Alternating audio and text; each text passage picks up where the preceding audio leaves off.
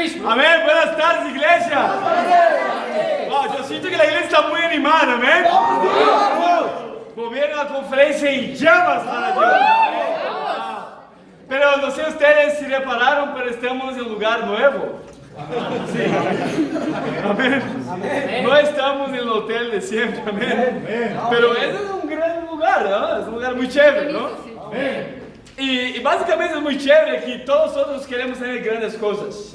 No solamente un gran local, ¿no? Pero queremos tener una gran familia, gran amigos, ser un gran amigo, amén. Pero hoy vamos a hablar de algo grande también.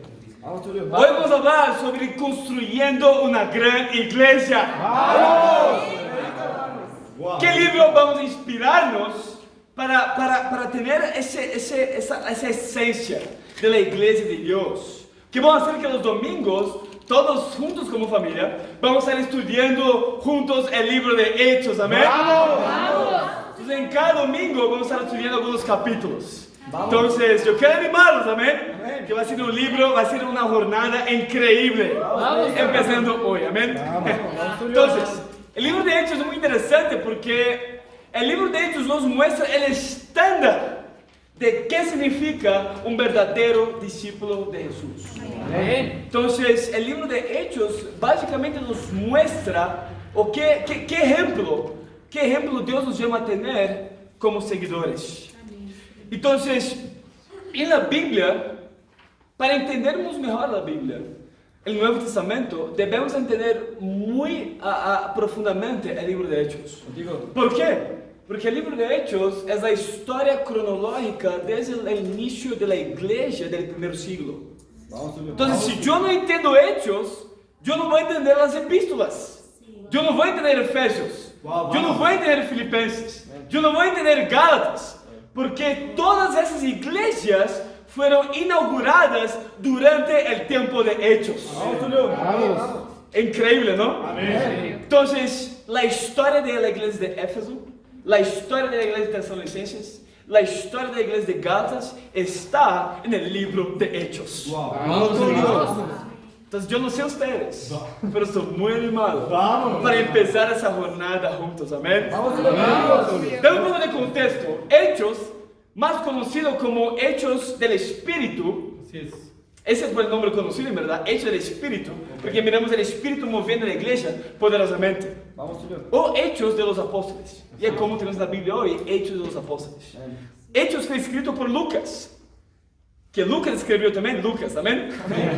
Lucas fue un médico, y Lucas era un gentil que fue convertido al judaísmo antes de ser un discípulo de Jesús. Entonces Lucas fue un gentil, se convirtió al judaísmo y después se convirtió a un verdadero discípulo de Jesús, amén.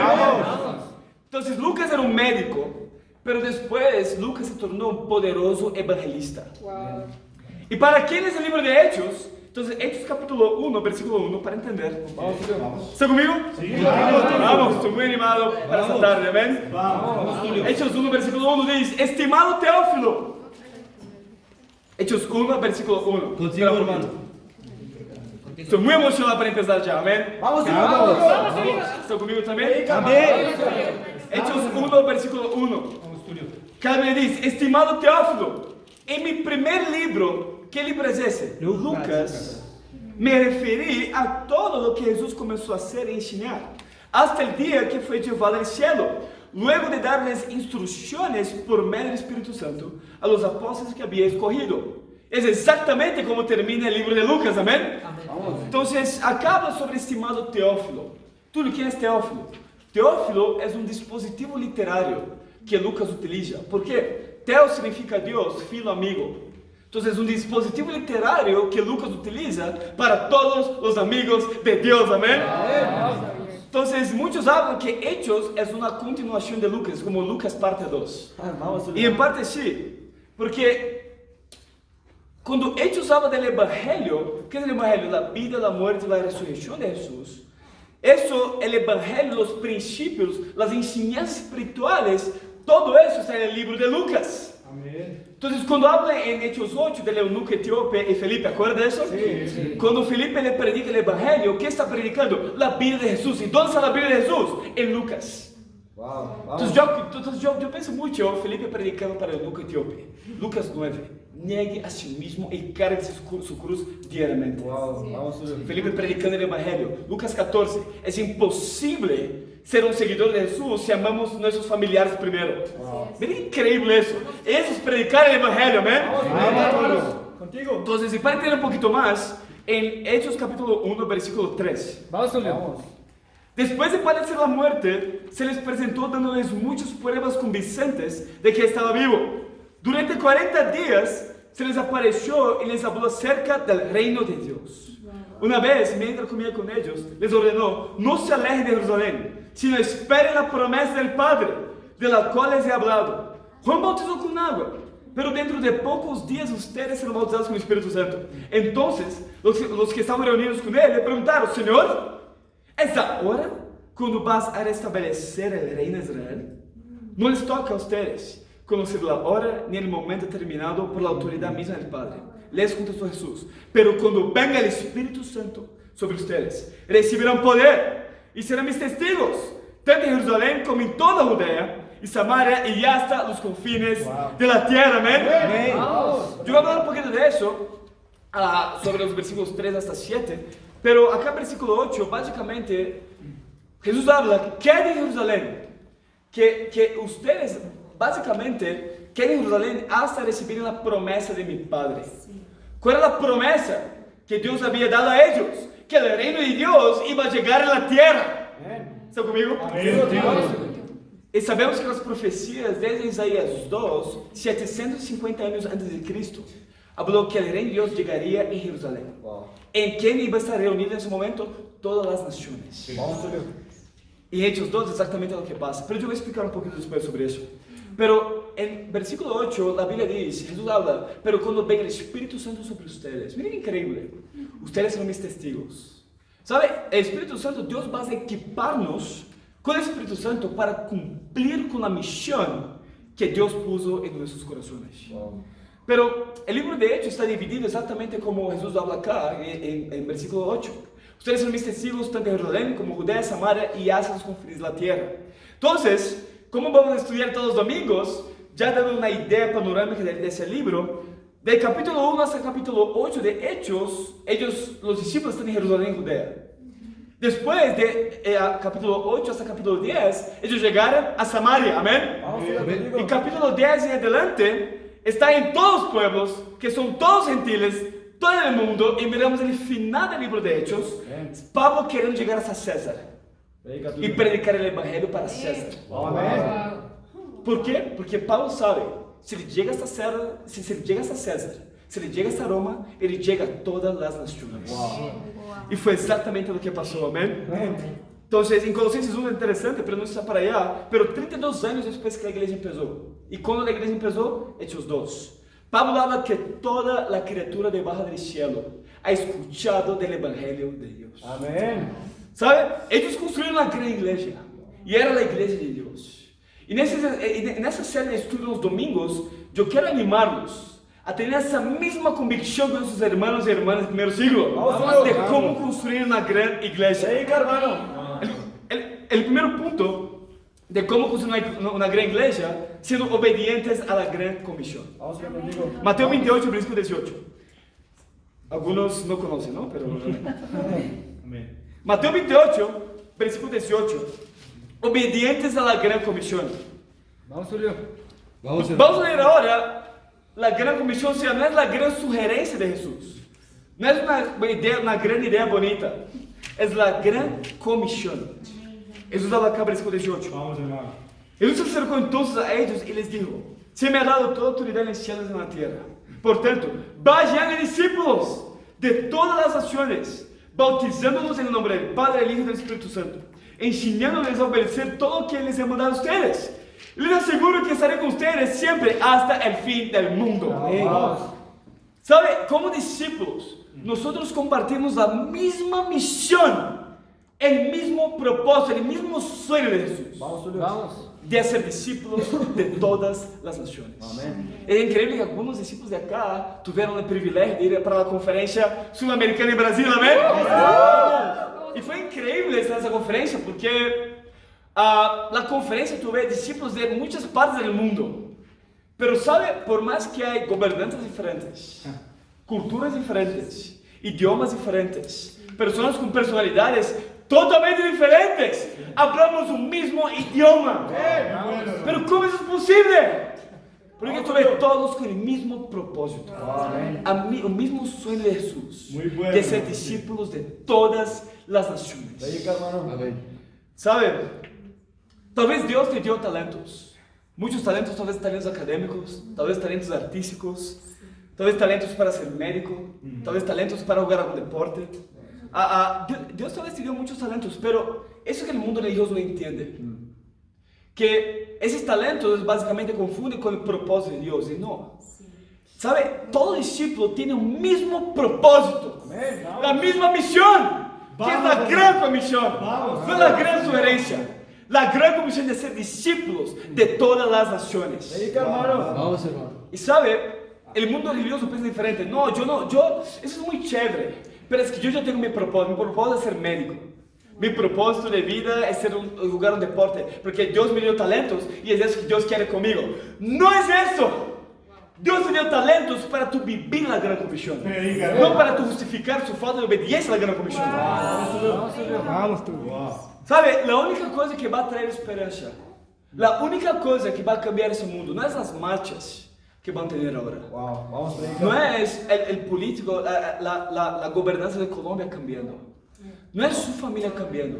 La única cosa que puede traer esperanza para ese mundo perdido es ser discípulos viviendo obedientes a la gran comisión de Jesús. Esa es la única solución. Y eso está pasando alrededor del mundo. En nuestro sector mundial tenemos planes increíbles de implantar Cochabamba, Bolivia, de implantar Argentina en el futuro. ¿Sabe? Y es muy increíble que la iglesia en 7 años fueron implantadas más de 50 iglesias. Pero ¿cómo eso es posible? Por medio de discípulos totalmente comprometidos.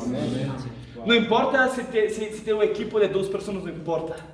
Pero si esa base de 2 personas son discípulos que viven la gran comisión, va a ser una gran diferencia local. Amén. Nuestros hermanos del primer siglo, que como vamos a leer en los domingos, entendían muy bien eso. La gran comisión ellos tenían en su corazón. Pero ¿cómo tú puedes mirar eso? Por el crecimiento de la iglesia. Ok, tú mira el libro de Hechos, un factor muy importante. Tú mira el crecimiento exponencial e increíble de la iglesia del primer siglo. Y vamos a leer un poquito de ese crecimiento. Yo quiero pedir para leer algunos capítulos, versículos muy rápido, solamente para entender si nuestros hermanos, si esa iglesia realmente vivía la gran comisión. Amén. Hechos 4, versículo 4. Vamos, Julio. ¿Está conmigo? Entonces yo voy a hablar de eso después, pero la iglesia empezó con 3.120 discípulos. En Hechos 1 habla que ya había 120, pero todo lo que 120 es ese: los 12 apóstoles, los 72 discípulos de Lucas 10, la familia de Jesús y las mujeres que seguían a Jesús. Ese eran los 120. Esa fue la base. Jesús terminó su ministerio con 120 discípulos totalmente comprometidos. Vamos a ver después que en ese mismo día tuvieron un acréscimo de 3.000 discípulos que fueron bautizados en un día. Increíble eso, ¿no? Entonces, Hechos 2, ¿cuántos discípulos hay? 3.120 discípulos. Hechos 4, ¿llegaron? Contigo. Versículo 4, yo voy a leer un poquito rápido, ¿ven? Versículo 4. Pero muchos de los que oyeron el mensaje creyeron, y el número de estos llegaba a unos 5.000, amén. Hechos 5, versículo 14. Dice, y seguía aumentando el número de los que creían y aceptaban al Señor. Versículo 41 de Hechos 5. Así pues, los apóstoles salieron del consejo, llenos de gozo por haber sido considerados dignos de sufrir afrentas por causa del nombre. Y día tras día, en el templo y de casa en casa, no dejaban de enseñar y anunciar las buenas nuevas de que Jesús es el Mesías. Hechos 6, versículo 1. En aquellos días, al aumentar el número de los discípulos. Versículo 7. Y la palabra de Dios se difundía. El número de los discípulos aumentaba considerablemente en Jerusalén. Incluso muchos de los sacerdotes obedecían a la fe. Verdadera fe viene por una verdadera obediencia. Hechos 8, versículo 4. Vamos, Julio. ¿Está conmigo? Vamos, Tulio. Los que se habían dispersado predicaban la palabra por donde quiera que iban. ¿Qué pasó acá en Hechos 7? El primero mártir en la vida de Esteban. Esteban es muerto. Y la iglesia se dispersa. ¿Y va para dónde? Para Samaria. Pero por casualidad, ¿acuerdan de Hechos 1? ¿Para dónde Jesús habló que ellos iban? Para Samaria. Y por una fatalidad, ellos empezaron a bajar para Samaria, predicando por todos los lugares. Amén. Amén. Hechos 9, versículo 31. Vamos, Julio. Vamos, Julio. ¿Están mirando el crecimiento? Sí. Hechos 9, versículo 31. Acá la Biblia dice: mientras tanto, la iglesia disfrutaba de paz a la vez que se consolidaba en toda Judea, Galilea y Samaria, pues vivía en el temor del Señor. Iba a crecer en número, fortalecida por el Espíritu Santo. Hechos 11, versículo 21. Vamos, Julio. Acá la Biblia dice: el poder del Señor estaba con ellos, y un gran número creyó y se convirtió al Señor. La iglesia de Antioquia, comentaristas dicen que en ese momento tenía 40,000 discípulos. La iglesia empezó Hechos 2 con 3,120. 7 años después, Hechos 11, están con 40,000 discípulos. Hechos 14, versículo 1. Contigo, Tulio. Vamos, Tulio. Cada día dice: en Iconio, Pablo y Bernabé entraron, como de costumbre, en la sinagoga judía, y hablaron de tal manera que creó una multitud de judíos y de griegos. Versículo 21. Después de anunciar las buenas nuevas en aquella ciudad y de hacer muchos discípulos, Pablo y Bernabé regresaron a Listra, a Iconio y a Antioquia. Hechos 16, versículo 5. Y así las iglesias se fortalecían en la fe y crecían en número día tras día. Hechos 17. Vamos, Tulio. Para terminar. Vamos. Versículo 6. Pero como no los encontraron, arrastraron a Jasón y a algunos otros hermanos ante las autoridades de la ciudad, gritando: estos que han trastornado el mundo entero han venido también acá. Vamos.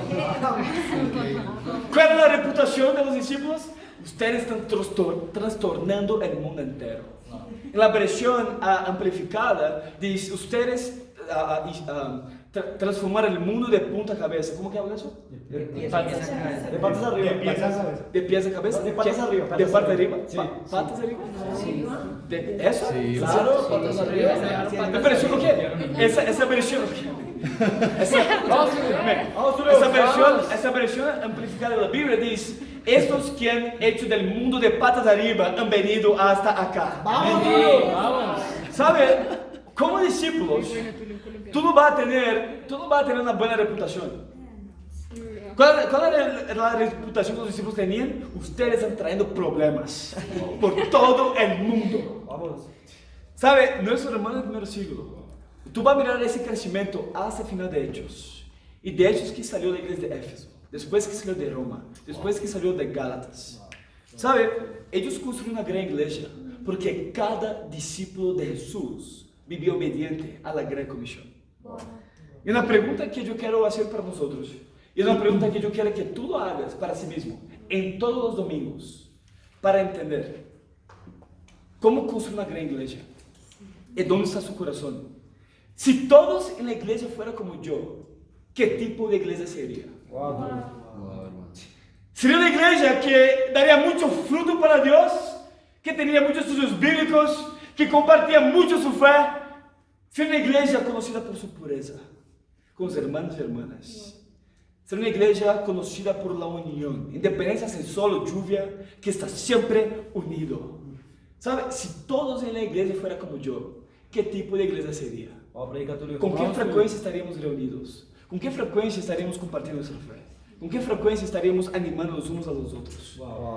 Esa pregunta yo quiero animar a hacer todos los domingos, amén.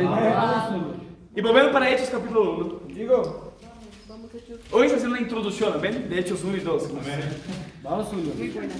¿Sabe? Antes de vivir la gran comisión, hay un tiempo de preparación. Pero Tulio, yo no sé realmente, yo nunca estuve en estudios bíblicos, exactamente. Hay un tiempo de preparación, amén. Y acá, versículo 3, la Biblia dice: después de padecer la muerte, se les presentó dándoles muchas pruebas convincentes de que estaba vivo. Durante 40 días se les apareció y les habló acerca del reino de Dios. Una vez, mientras comía con ellos, les ordenó. Interesante. La Biblia dice que cuando Jesús resucitó, estuvo 40 días con sus discípulos. ¿Por qué 40? 40 es un número simbólico que representa entrenamiento, pruebas y preparación. Moisés estuvo en el monte por 40 días, siendo preparado para liderar el pueblo de Dios. Los israelitas quedaron 40 años en el desierto, pasando por muchas pruebas para saber quién va a ser el israelita fiel que va a entrar en la tierra prometida. Jesús estuvo por ¿cuántos días en el desierto? 40 días, siendo preparado, probado. Después de ter sido bautizado, pasó 40 días siendo probado, tentado, antes de empezar públicamente su ministerio. Y ahora Jesús resucitó físicamente y estuvo por 40 días con sus discípulos, preparándoles. ¿Pero sobre qué? ¿Qué nos pasó 40 días hablando con sus discípulos? Sobre un tema: el reino de Dios. Imagina tú hablar por un tema por 40 días. Ustedes saben, ¿no? Pero acá tenemos Miguel, ¿no? Que le gusta mucho Millonarios.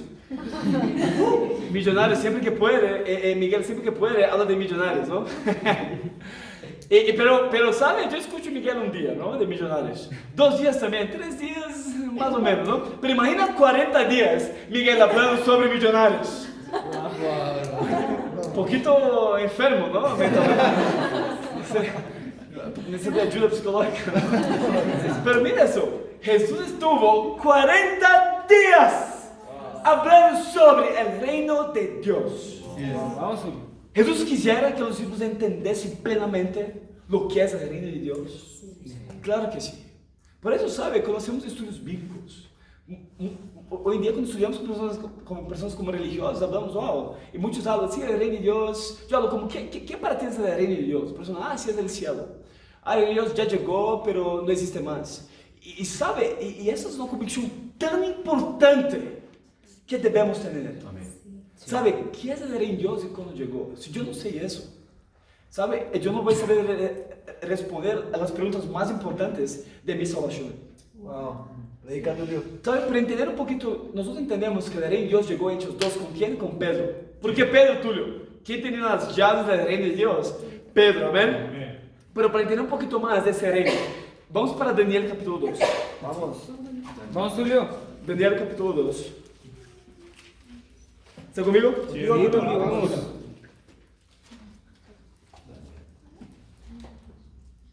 Daniel 2. Entonces, Daniel fue escrito, sabemos que en ese momento de Daniel 2 fue escrito a 550 años antes de Cristo.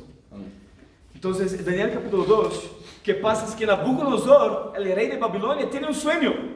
Pero él no entiende muy bien qué significa ese sueño. Ele llama a todos feiticeros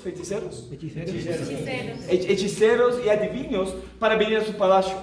Y entre ellos está Daniel. Y le habla, mira, ustedes tienen que saber qué significa mi sueño, pero yo no voy a hablar para ustedes cuál fue mi sueño. Entonces, antes de hablar del significado, tienes que hablar cuál fue mi sueño. Sí. Y todos hablaron, es imposible. Y Nabucodonosor habló, ok, yo voy a matar a todos. Y Daniel en ese momento, opa, espera un poquito. Vamos, Julio. Daniel habló eso, pero yo imagino así, amén. Espera un poquito, vamos a hablar, amén. Yo no puedo interpretar, pero Dios se lo puede. Y Daniel primero habla cuál fue el sueño de Nabucodonosor para después hablar su significado. Y vamos a hablar un poco de ese sueño. Daniel capítulo 2, versículo 31. En su sueño, su majestad veía una estatua enorme, de tamaño impresionante y de aspecto horrible. La cabeza de la estatua era de oro puro, el pecho y los brazos eran de plata, el vientre y los muslos eran de bronce, las piernas eran de hierro, lo mismo que la mitad de los pies, en tanto que la otra mitad era de barro cocido. De pronto, y mientras su majestad contemplaba la estatua, una roca que nadie desprendió. Entonces, ¿de quién viene esa roca? Dios. De Dios, amén. Que nadie desprendió, vino y golpeó los pies de hierro y barro, la estatua, y los hizo pedazos. Con ellos se hicieron añicos el hierro y el barro, junto con el bronce, la plata y el oro. La estatua se hizo polvo, como el que vuela en el verano, como se trilla el trigo. El viento varió con la estatua y no quedó ni rastro de ella. En cambio, la roca que dio contra la estatua se convirtió en una montaña enorme que llenó toda la tierra. Ese fue su sueño que tuvo su majestad y ese es su significado. Wow. Su majestad es rey de entre los reyes. El Dios del cielo le ha dado el reino, el poder, la majestad y la gloria. Además, ha puesto en manos su majestad a la humanidad entera, a las bestias del campo y a las aves del cielo. No importa dónde vivan, Dios ha hecho de su majestad el gobernante de todos ellos. Su majestad es la cabeza de oro. Después de su majestad surgirá otro reino de menor importancia. Luego vendrá un tercer reino que será de bronce y dominará toda la tierra. Finalmente vendrá un cuarto reino, sólido como el hierro, y así como el hierro todo lo rompe, destroza y pulveriza ese cuarto reino, hará polvo a los otros reinos. Su majestad veía que los pies y los dedos de la estatua eran mitad hierro y mitad barro cocido. El hierro y el barro que su majestad vio mezclados significa que este será un reino dividido, aunque tendrá la fuerza del hierro. Y como los dedos eran también mitad hierro y mitad barro, este reino será medianamente fuerte y medianamente débil. Su majestad vio mezclados de hierro y el barro, dos elementos que no pueden fundirse entre sí. De igual manera, el pueblo será una mezcla que no podrá mantenerse unida. En los días de estos reyes, el Dios del cielo establecerá un reino que jamás será destruido ni entregado a otro pueblo, sino que permanecerá para siempre y hará pedazos a todos esos reinos. Tal es el sentido tal es el sentido del sueño, donde la roca se desprendía de una montaña. Roca que sin la intervención de nadie hizo añicos al hierro, al bronce, al barro y a la plata y el oro. El gran Dios le ha mostrado a su majestad lo que tendrá lugar en el futuro. El sueño es verdadero y esa interpretación digna de confianza. Wow. Este es un poquito largo, ¿ven? Pero ¿qué habla acá? Daniel habla, su sueño, tuvo un sueño con una estatua.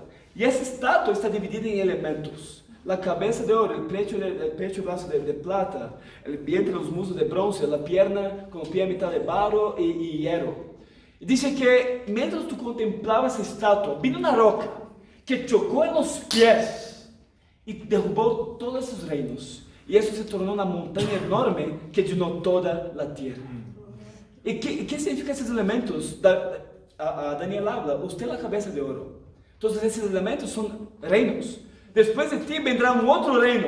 ¿Qué reino vino después del imperio babilonio? Los medo-persas. ¿Amén? Vamos, Julio. Entonces los medo-persas históricamente serían los pechos y los brazos de plata.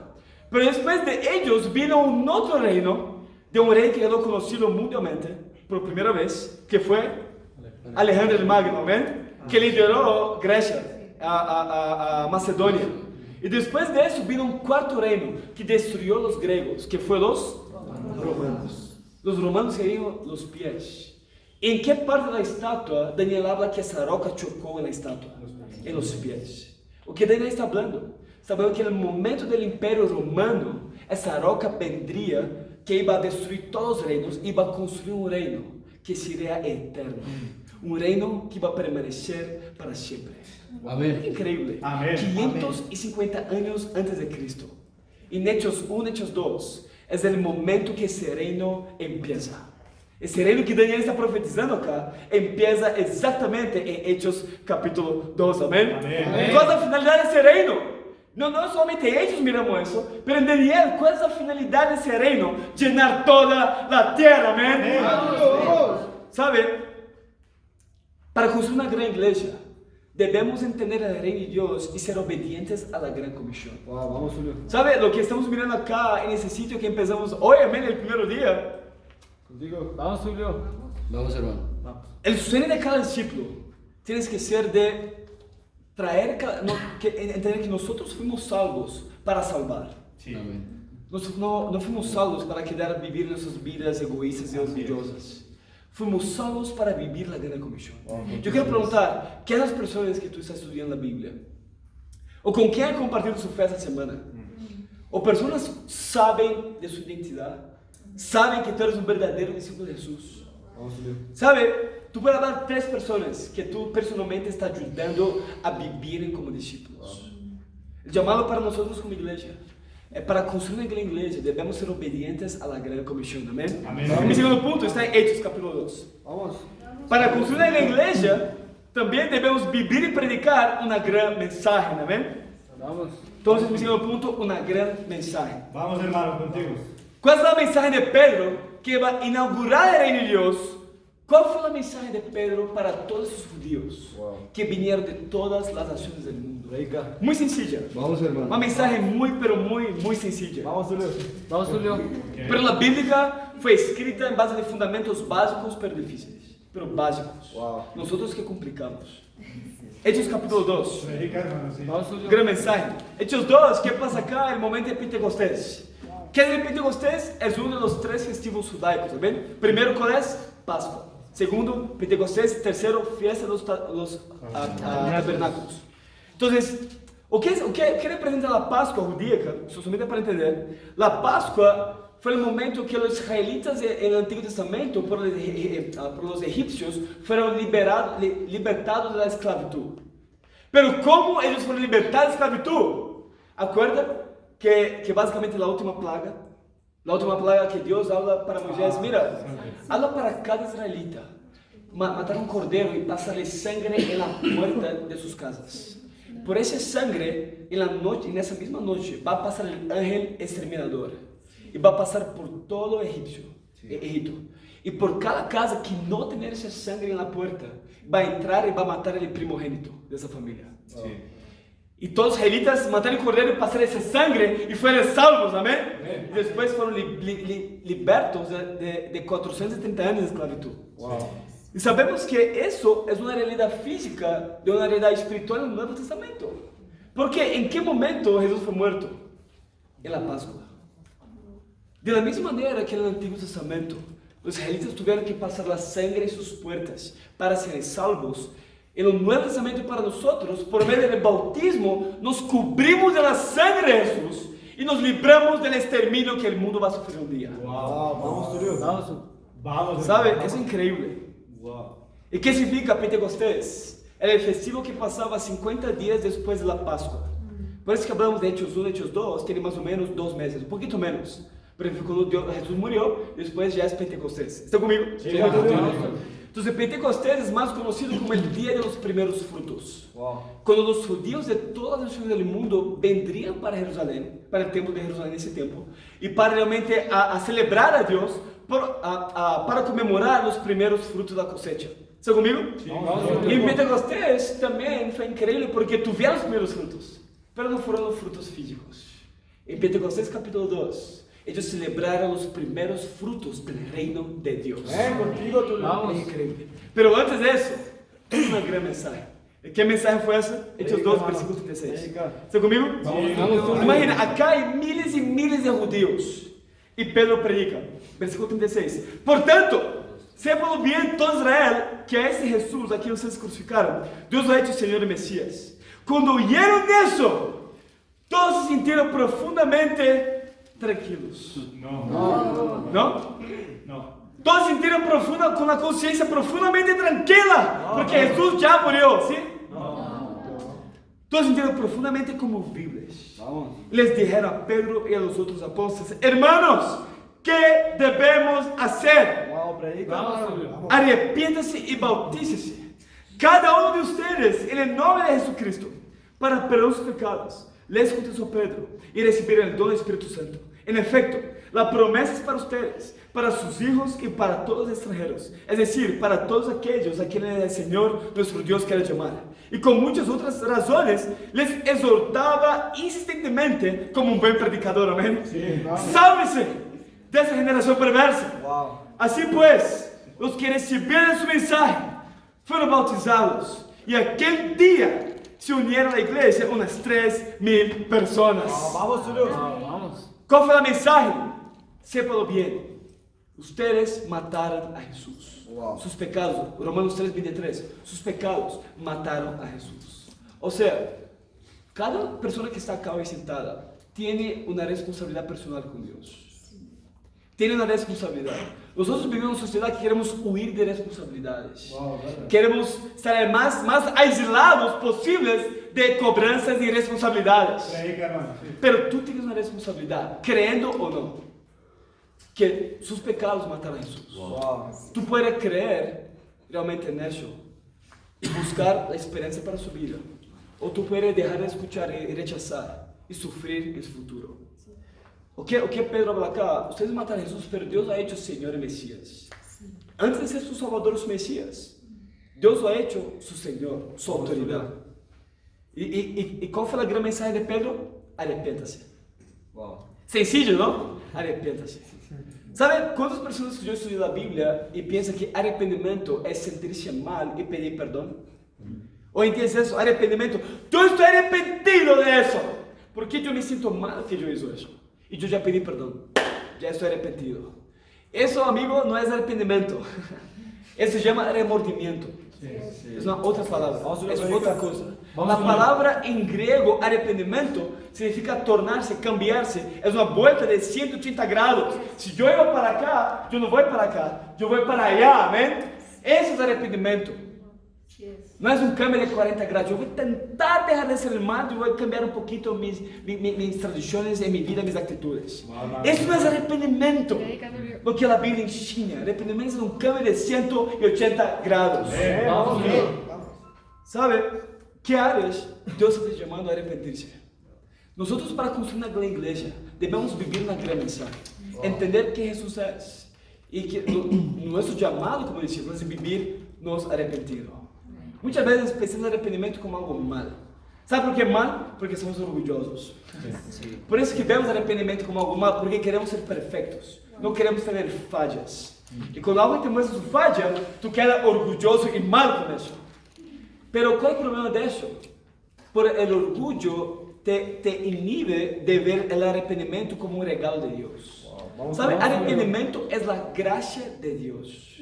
Imagina ese momento, después que eso que para entender por qué es la gracia. Imagina ese momento, después que Pedro habló, ustedes mataron a Jesús y ese era Dios. Imagina si cuando ellos preguntan, ¿qué debemos hacer? Pedro, no hay que hacer. No hay nada más para ser hecho. Ya fue. Ya hicieron. Imagina si Pedro habla eso. No tiene más que hacer. Simplemente llegar a su casa, cerrar la puerta y llorar toda su vida. Wow. De esperar para morir. ¿Tú puedes entender cómo entonces arrepentimiento es la gracia de Dios? Wow, hermano, muy bueno. ¿Tú puedes entender que cuando ellos preguntan qué debemos hacer, Pedro habla, arrepiéntase, no es un fardo, una carga, pero es gracias por permitirme cambiar mi carácter. Sí, wow. ¿Tú entiendes cómo en el mundo religioso mira arrepentimiento como obras o como algo que no necesitamos hacer? Como ellos desenfocan la esencia y el valor increíble que significa cambiar, poder cambiar. ¿Sabe? ¿Qué área de su vida Dios está llamando a arrepentirse?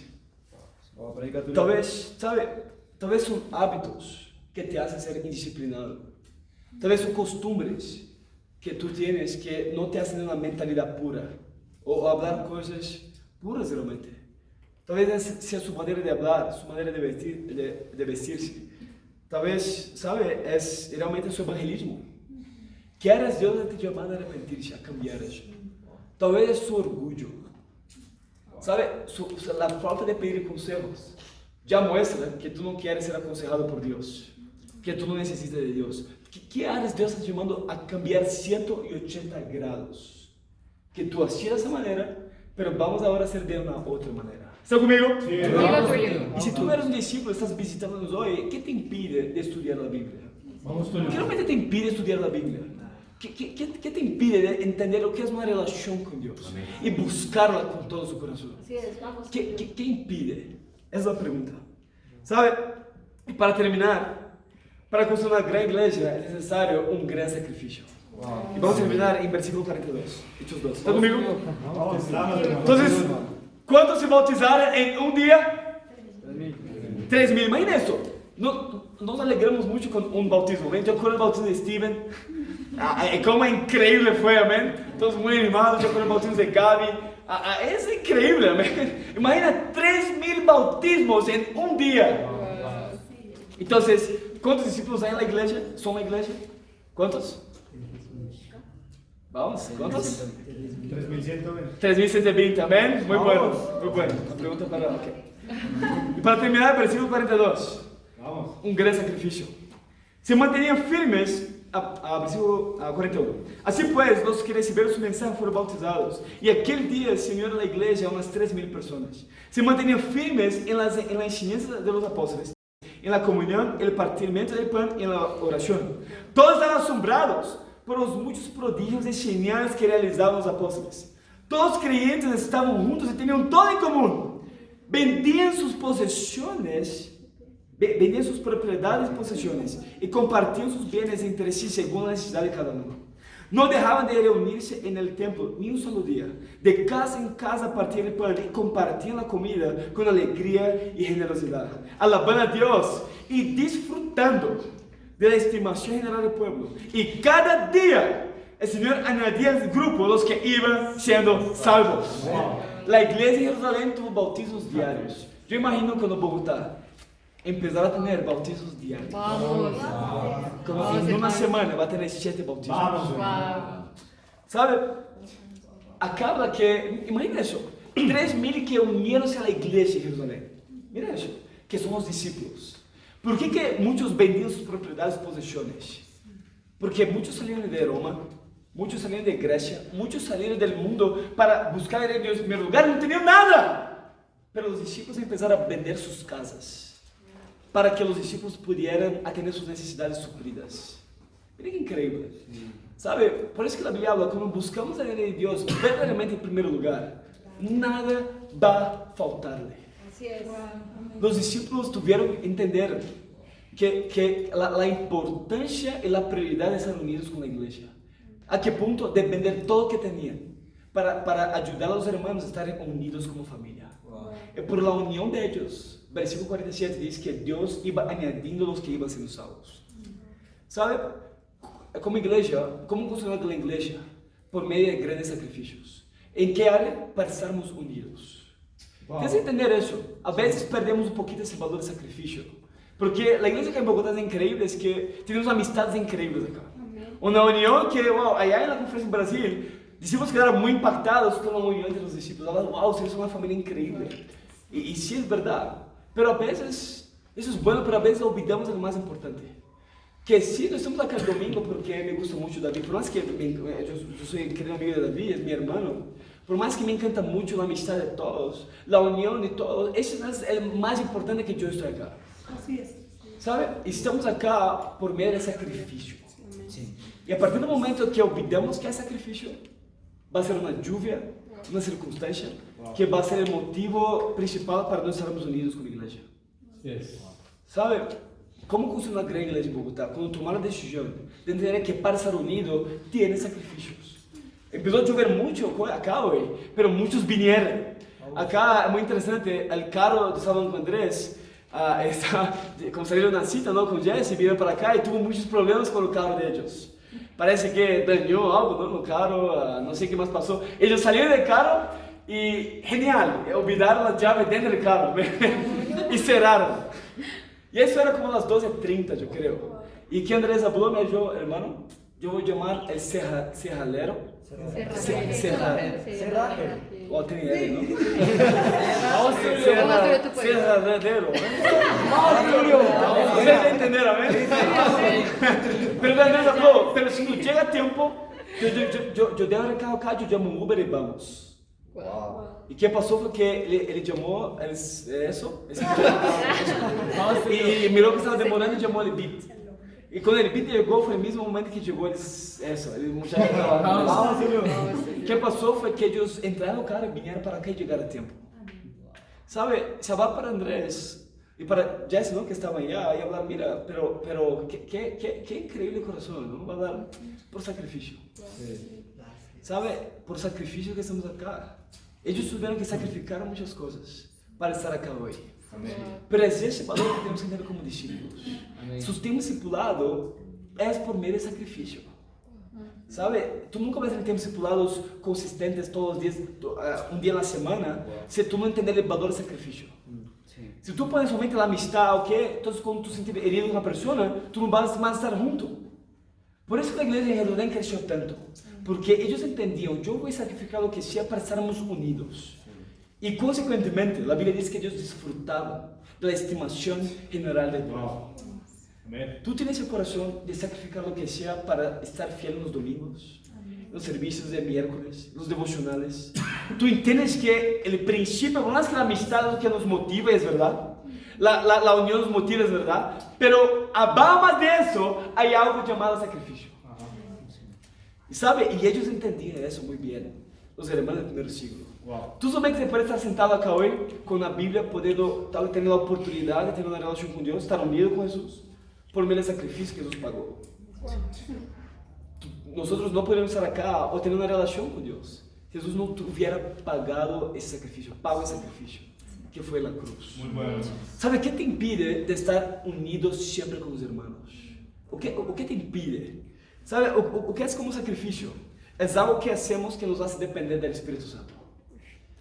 Para tener un poquito más de sacrificio. Pero, ¿sabe el área que tú hablas? Pero Tulio, yo no soy así, yo no pienso así, mi personalidad no es así, yo no fui criado así. Eso realmente no soy yo haciendo eso. Exactamente, eso es sacrificio. Predica, hermano. Exactamente. Vamos. Esas cosas que te hacen depender 100% del Espíritu Santo. Llegó, bingo, amén. Logró entender. Eso se llama sacrificio. Wow. ¿Sabe? Y así que va a pasar el reino de Dios. Yo soy muy animado para empezar esa serie Libro de Hechos. Hoy estudiamos algunas partes de Hechos 1, Hechos 2. Por más que tiene muchas cosas para hablar, yo tuve que resumir mucho, amén. Amén. Pero yo quiero animar con esa serie de Hechos. Todos los domingos vamos a imitar a nuestros hermanos y hermanas.